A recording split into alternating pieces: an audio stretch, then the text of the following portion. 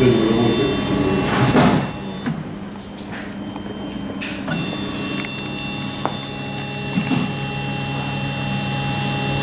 Ну, не так, то есть не с Франкфуртом, да.